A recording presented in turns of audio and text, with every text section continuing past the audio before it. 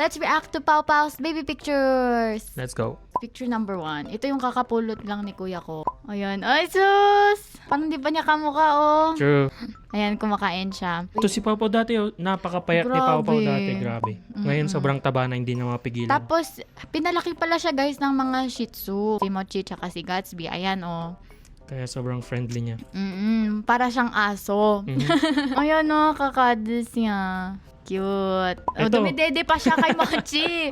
Dumidede pa siya. Kasi sakto si Mochi kakapanganak niya lang sa mga Shih Tzu nun. Ito yung kalbo pa siya. Hindi ko alam ano nangyari dyan. Ang cute. Ayan.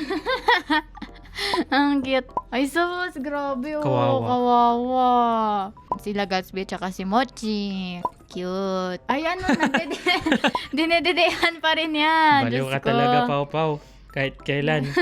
Ito ang cute. Gumaling na yung face niya. Diyan, lumalabas na yung tunay niyang beauty. Ayan, no, tumataba na rin siya. Dati skin and bones. Ngayon, may taba na, oh. Ala, ang cute!